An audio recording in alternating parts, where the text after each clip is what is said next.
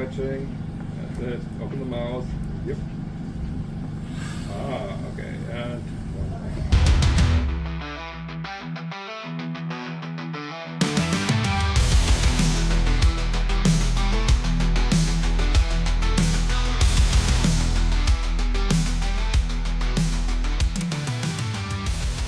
Hallihallo.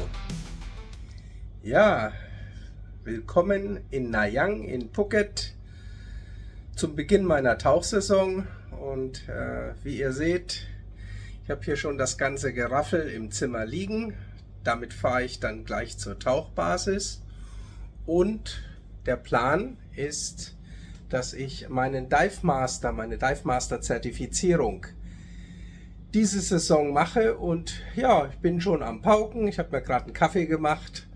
Und es sind nur 145 Seiten und die entsprechenden Fragen, die man dann entsprechend beantworten muss.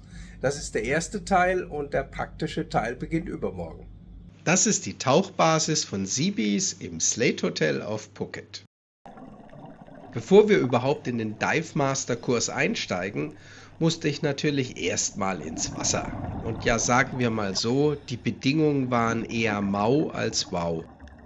Die Sicht war mies, das Licht war mieser und der Himmel hat beschlossen, in sämtlichen Graustufen zu erscheinen.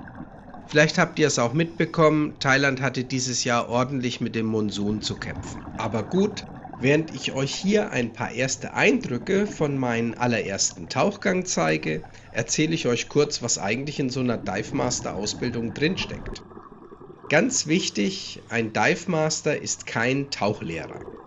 Wir führen zertifizierte Taucher und unterstützen die Instruktoren quasi wie Bergführer, nur eben unter Wasser und ohne Lawinen, dafür mit Triggerfischen. Inhaltlich ist das Ganze ein ziemliches Paket. Ein Theoriekurs mit 145 Seiten Stoff, Zwischentests und ein Abschlusstest und dann noch der zweite Kurs Science of Diving mit weiteren 100 Seiten und 100 Abschlussfragen.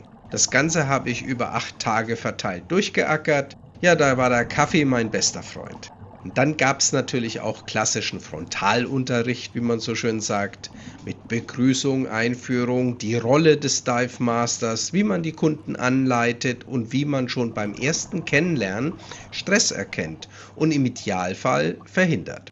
Danach wurden verschiedenste Briefings geübt und wenn es nicht gut genug war, dann eben nochmal und nochmal.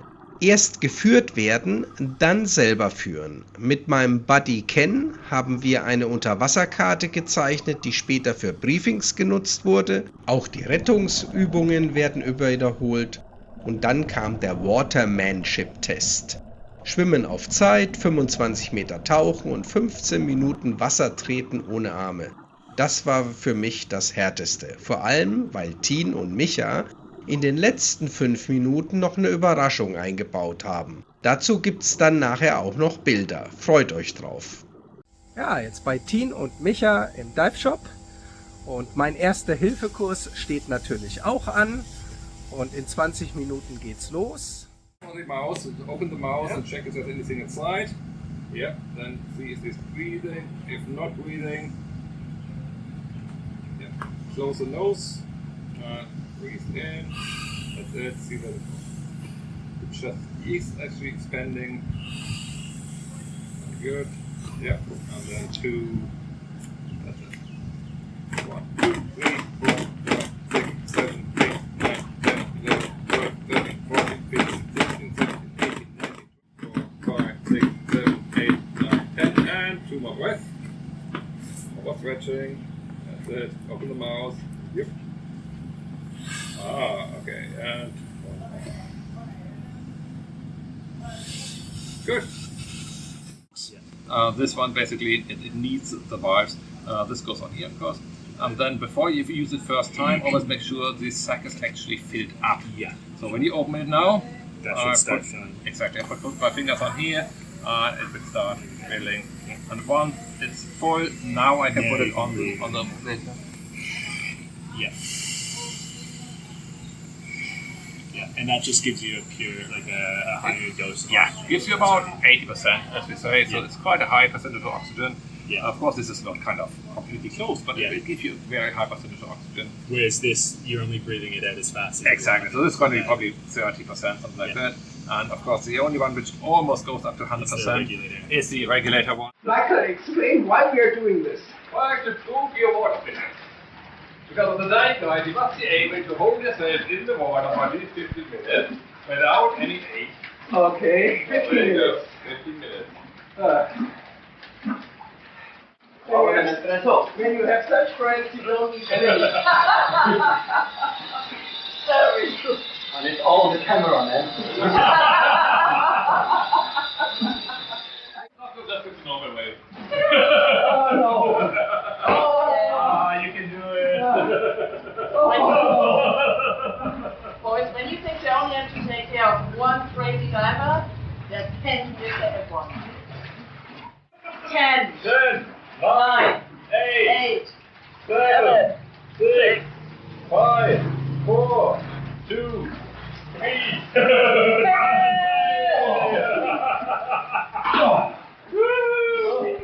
Nach dem Wasserstrampeln kam endlich wieder Spaß ins Spiel. Tauchkarte zeichnen. Also ab nach Coveo im Sirinat Nationalpark.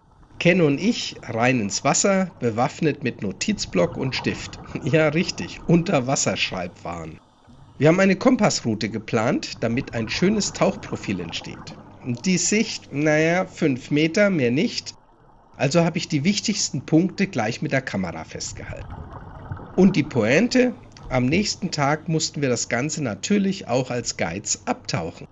Karte zeichnen war also nicht nur die Übung, sondern gleich die Generalprobe. Orientierung unter Wasser ist eine ganz eigene Kunst. Man glaubt gar nicht, wie schnell man sich verliert. Ein Korallenblock, der von einer Seite noch wie ein klarer Orientierungspunkt wirkt, sieht aus einer anderen Richtung plötzlich vollkommen anders aus. Darum sucht man sich Formationen, die von allen Seiten einen hohen Wiedererkennungswert haben. Das können markante Korallenblöcke sein oder auch Betonblöcke, an denen die Bojen befestigt sind und Boote festmachen können.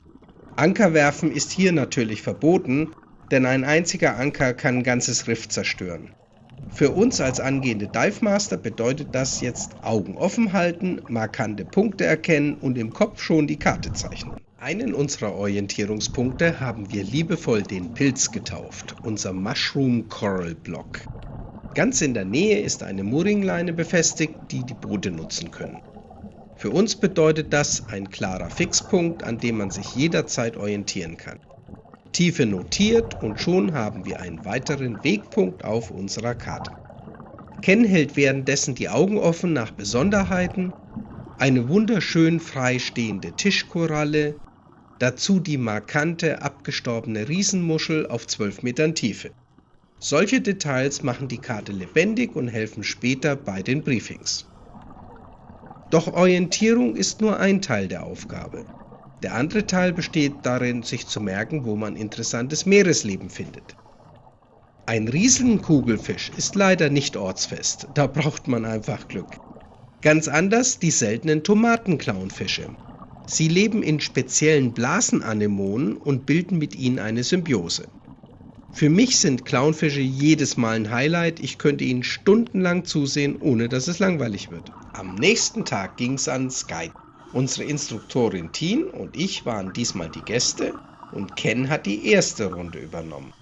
Er führte uns zu einem Felsspalt, in dem gleich 3 verschiedene Garnelenarten leben. Mit der Weitwinkelkamera sieht man die leider kaum, aber sie waren da. Und dann habe ich noch eine Spinnenschnecke entdeckt. Bisher habe ich nur die Gehäuse gesehen, aber dieses hier ist ein lebendes Exemplar. Natürlich passiert auch mal was Unvorhergesehenes. Genau dafür üben wir ja. Ob wir unsere Gäste auch im Blick haben. Tien hat einen Krampf simuliert und Ken war sofort zur Stelle. Und selbst bei einem Trainingstauchgang gibt's magische Momente. Eine Sepia oder Cuttlefish schwamm am Ende ganz vertraut neben uns her und zeigte ihr Farbenspiel. Ein perfekter Abschluss.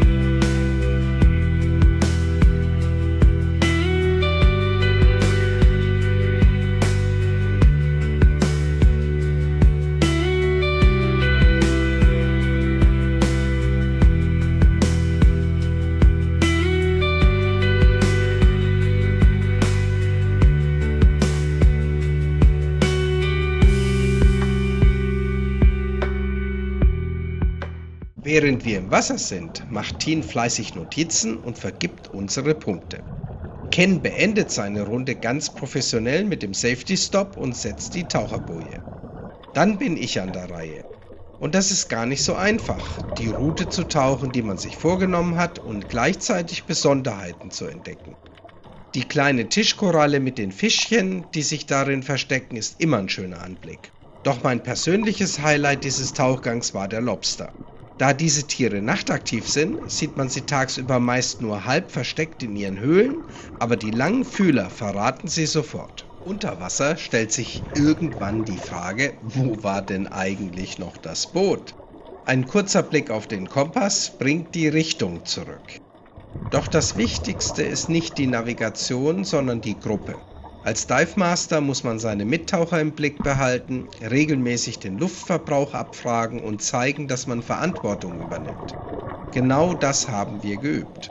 Im Anschluss gab uns Tien noch detailliertes Feedback, was schon gut lief und wo wir noch nachjustieren können. Und im nächsten Video kommt dann das Finale der Ausbildung. Und das Beste, Wetter und Sicht wurden endlich besser und so kenne ich das Tauchen in Thailand seit 7 Jahren.